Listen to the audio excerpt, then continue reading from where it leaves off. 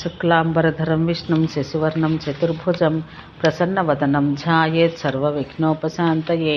అష్టాంగయోగం ఏకాక్షర బ్రహ్మ ప్రణవ జప మహత్యం. ద్విజశ్రేష్ఠులారా, మానవులకు భోగ మోక్ష ప్రదానానికి శ్రేష్ఠతమ సాధనమైన మహాయోగాన్ని సర్వాంగ సహితంగా వినిపిస్తాను. ఈ భక్తిపూర్వకంగా ఈ మహాయోగ విధిని చదివినంత మాత్రాన మనుషుల సర్వపాపాలు పటాపంచలవుతాయి. ఒకప్పుడు మహామతి భగవంతుడైన దత్తాత్రేయుడు అలర్క మహారాజుకి మహావిషయాన్ని అనుగ్రహించాడు. మమతయే దుఃఖాలకు మూలం. ఆ మమతను పరిత్యజించుటయే దుఃఖాలను దూరం చేసే గొప్ప ఉపాయం. అజ్ఞాన రూపి అయిన మహావృక్షం అహంకారంతోనే అంకురిస్తుంది. మమత ఆ చెట్టుకు బోధె వంటిది. ఇల్లు, పొలాలు, ఆస్తులు దాని కొమ్మలు, పత్ని దాని చిగురుటాకు అయితే ధనధాన్యాలు, పత్రాలు మరియు పాపమే దాని అత్యంత దుర్గమమైన మూలం. మానవులు తాము పొందుతున్నామనుకుంటున్న పాత రమణీయమైన సుఖము, శాంతి ఈ పాపమూలకాలే కాబట్టి అశాశ్వతాలు. నిత్యానందకారకమైన పరబ్రహ్మలో లీనమైపోవాలని కోరుకునేవారు జ్ఞానమనే గొడ్డలి సహాయంతో ఈ అజ్ఞాన మహావృక్షాన్ని నరికి పారేయాలి.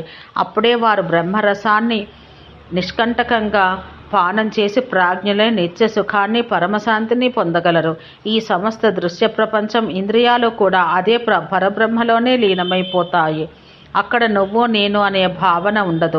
శబ్దాది తన్మాత్రలుండవు. అంతఃకరణే ఉండదు. జీవుడు ఆత్మ ఐక్యమై ఉన్న వేర్వేరు భావాలున్నాయని బోధపడుతుంది. ఇది జ్ఞానం తక్కువ కావడం వల్ల జరుగుతుంది. ఆత్మతో కలిసి ఉంటుందనుకున్న శరీరం, దానిలో ప్రచలితంగా ఉన్న నేను అనే భావన ఆ శరీరంతోనే పోతాయి. శరీరము పోతుంది కాబట్టి త్రిగుణాల మధ్య ఉన్న నేను అనేది ఆత్మ కాదు. ఆత్మ త్రిగుణాతీతం. దాన్ని తెలుసుకున్నవాడే యోగి. ఎందులో అయితే నివసిస్తామో దాన్ని ఇల్లు అంటారు. దేన్నైతే తింటున్నామో దాన్ని ఆహారం అంటాం. అలాగే మోక్షాన్ని గురించి ఏ విద్య నేర్చుకుంటామో అదే యోగ విద్య. అజ్ఞానం మనకు ఈ విద్యకు మధ్య ఉండే పొర.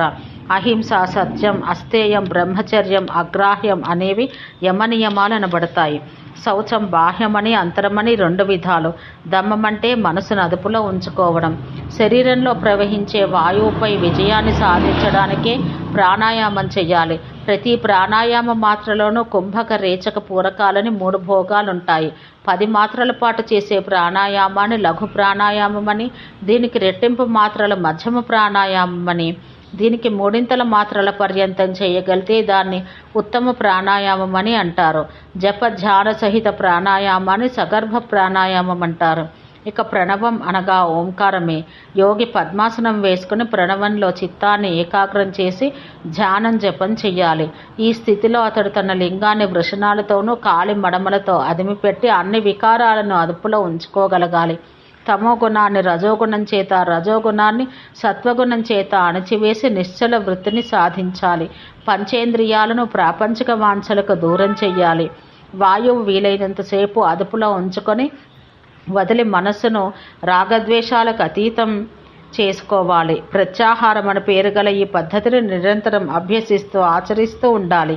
8 లేక 10 ప్రాణాయామాలు తీసుకుంటే ధారణ. ఈ ధారణకు శరీరంలో 10 స్థానాలుంటాయి. అవి నాడి, గుండె, గొంతు, నోరు, ముక్కు కొన, కనురెప్పల నడిమి భాగము, తల, ఇక చివరగా ఆత్మ. ఈ స్థానాలన్నీ వ్యక్తి అదుపులోకి వస్తే అతడు శాశ్వతుడవుతాడు.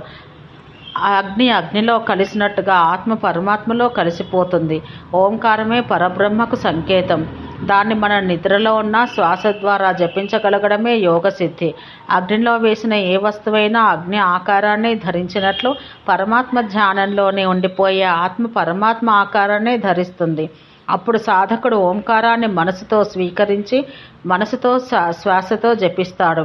అందులోని ఆ ఓమాకారాలే సత్వరజ స్తమో గుణాలతో కలిసిపోయి తుదకు వాటిని జయించడంలో సాధకుని సార్థకుని చేస్తాయి. ఓంలో చివరి అర్ధమాత్ర నిర్గుణం. అది యోగుల ద్వారా తెలుపబడుతుంది. ఇందులో గ్ అనే ధ్వని కలిసి గాంధార స్వరం పలికి యోగ మార్గంలో పరబ్రహ్మ వైపు తీసుకువెళ్ళే యోగంగా స్వీకరించబడింది. ఇప్పుడు సాధకుడు తనతో తాను బ్రహ్మధామన నిశ్చితం చేసుకుంటూ ఇలా అనుకుంటాడు: నేను జ్యోతిర్మయ పరబ్రహ్మను. నాకు స్థూల దేహం లేదు. ఈ పృథ్వీపై ఉన్న ఏ మలము అంటని జ్యోతిర్మయ పరబ్రహ్మను నేను. నేను వాయురాకాశహితుడనైన జ్యోతిర్మయ పరబ్రహ్మను. నేను స్థానాస్థాన రహితుడనైన జ్యోతిర్మయ పరబ్రహ్మను.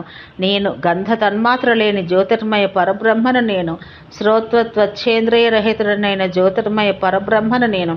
ప్రాణాపాన వ్యానో దాన వాయు రహిత జ్యోతిర్మయ పరబ్రహ్మను నేను. అజ్ఞాన రహితుడనైన జ్యోతిర్మయ పరబ్రహ్మను నేను. శరీర ఇంద్రియ మన బుద్ధి ప్రాణ అహంకారాలుండని తురీయావస్థలో ప్రకాశించు పరమపద స్వరూపం జ్యోతిర్మయం అయిన పరబ్రహ్మను నేను.